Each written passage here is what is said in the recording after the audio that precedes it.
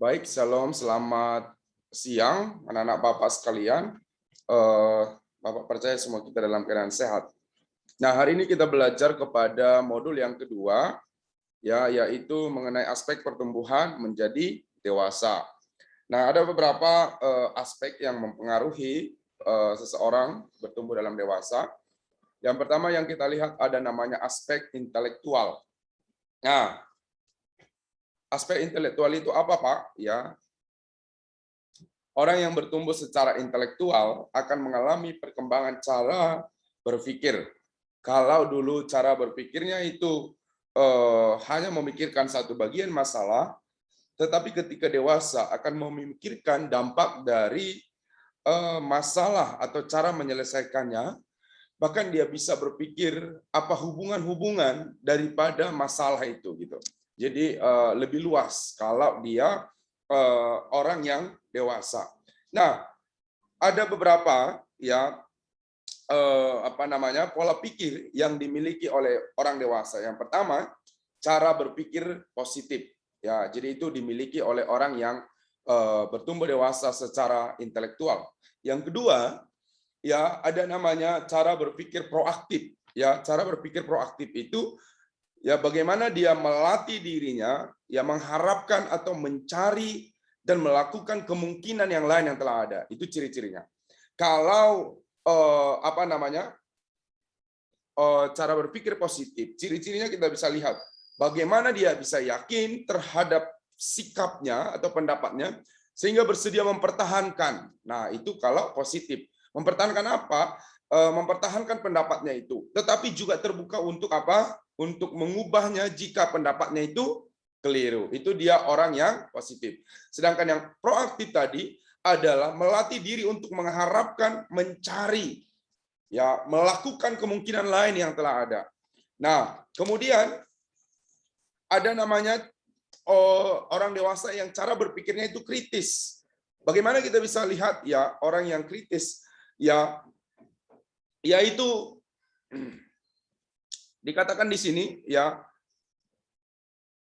tidak mudah dan tidak dapat ya orang yang kritis itu ya berpikir kritis tidak mudah dan tidak dapat dilakukan oleh semua orang. Ya sebab apa? Sebab mencakup penentuan makna dan kepentingan dari apa yang dilihat atau dinyatakan. Bagaimana seseorang yang mempunyai pola pikir kreatif kritis, yaitu bagaimana dia mempunyai keterampilan menafsirkan dan menilai pengamatan informasi, ya, dan memberi argumentasi meliputi pemikiran dan penggunaan alasan yang logis, mencakup keterampilan membandingkan, mengklarifikasi, membuat kronologinya, ya, apalagi mendeskripsikan pola, membuat analogi, menyusun rangkaian, itu adalah ciri daripada orang yang berpikir kritis. Nah, yang terakhir ada namanya cara berpikir komprehensif. Bagaimana itu, Pak? Ya, kalau berpikir komprehensif itu berlawanan dengan berpikir parsial. Ya, berpikir komprehensif adalah berpikir secara menyeluruh dengan cara mempertimbangkan berbagai aspek dan dari berbagai aspek atau sudut pandang. Ya, maksudnya seperti apa yang menyebabkan itu satu masalah, apakah akibatnya untuk diri sendiri, bagaimana cara melakukannya, itu secara komprehensif. Ya, kapan waktu yang tepat, bagaimana cara menyampaikannya kepada orang lain. Nah, ya, bagaimana cara mempertanggungjawabkannya dan lain sebagainya.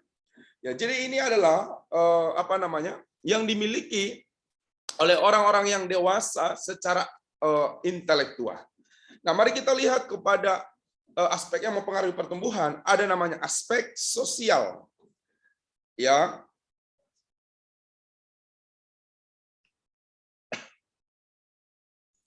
Dewasa di dalam aspek sosial berarti mampu bersosialisasi dengan baik. Namanya juga sosial.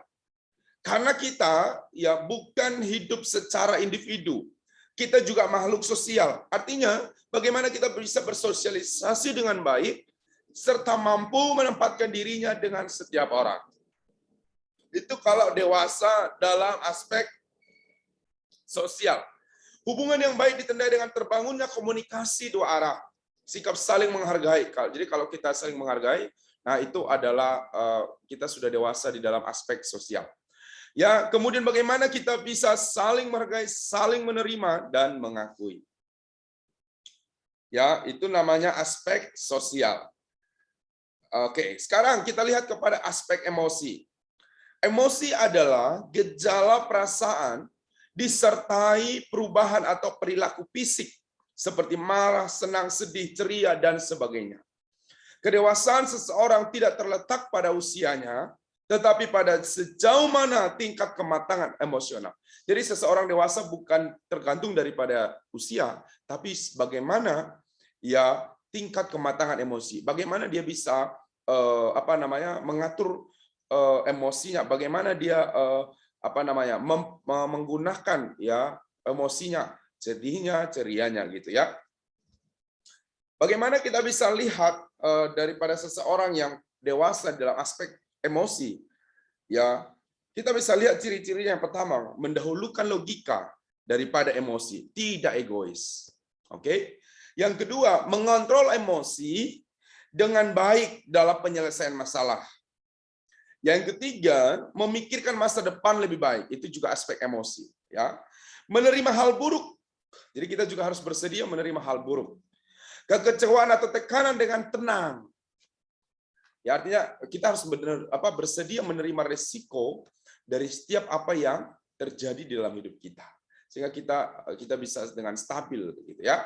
Nah, sekarang ada namanya aspek ya. Ini dia yang keempat, aspek moral. Ya,